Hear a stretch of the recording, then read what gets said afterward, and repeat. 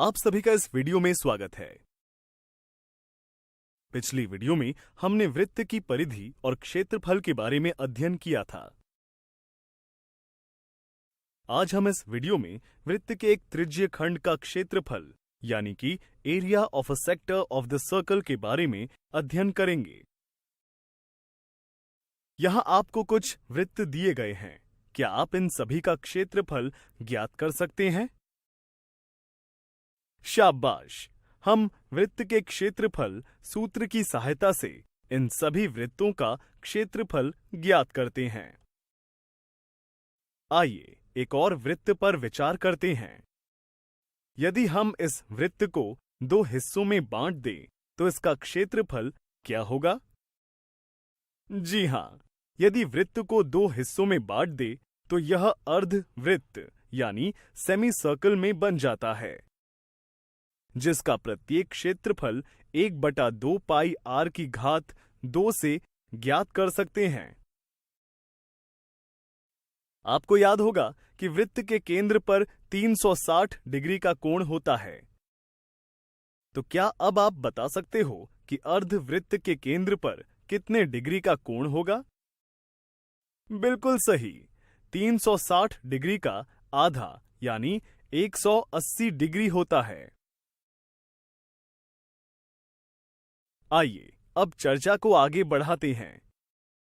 इस वृत्त के छायांकित भाग से आप क्या समझते हैं?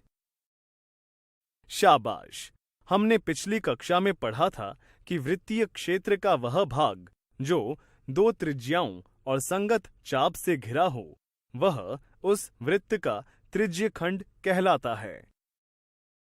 इसलिए इस वृत्त में क्षेत्र OPMQ लघु त्रिज्यीय खंड है और शेष वृत्तीय क्षेत्र दीर्घ त्रिज्यीय खंड है, जहां PMQ लघु चाप व PLQ दीर्घ चाप है।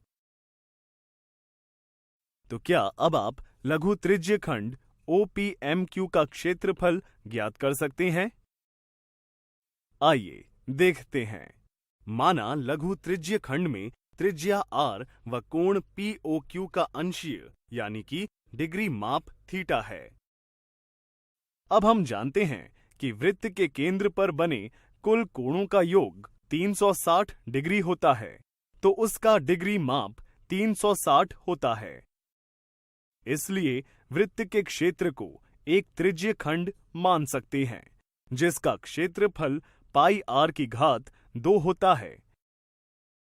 इसी प्रकार जब केंद्र पर बने कोण का डिग्री माप 1 हो तब त्रिज्यीय खंड के क्षेत्रफल का मान पाई r की घात 2/360 प्राप्त होता है।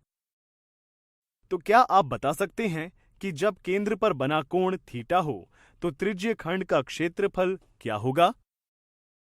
बिल्कुल सही, त्रिज्यीय खंड OPQ का क्षेत्रफल θ/360 गुणा पाई r की घात 2 मिलता है, जिससे हम किसी भी त्रिज्यीय खंड का क्षेत्रफल ज्ञात कर सकते हैं। यदि अब आपसे कहा जाए कि लघु त्रिज्यीय खंड के अलावा बचे हुए भाग यानी कि दीर्घ त्रिज्यीय खंड OPLQ का क्षेत्रफल ज्ञात कीजिए, तो क्या आप इसका क्षेत्रफल प्राप्त कर सकते हैं? आइए देखते हैं। ध्यान से आकृति को देखें तो हम बता सकते हैं कि वृत्त के क्षेत्रफल पाई r की घात 2 में से लघु त्रिज्यीय खंड के क्षेत्रफल को घटा दें, तो हमें दीर्घ त्रिज्यीय खंड OPLQ का क्षेत्रफल प्राप्त हो जाता है। इस वीडियो में आज हमने वृत्त के एक त्रिज्यीय खंड का क्षेत्रफल यानी कि area of a sector of the circle का अध्ययन किया। अगले वीडियो में हम इस पर आधारित कुछ दिलचस्प उदाहरण देखेंगे।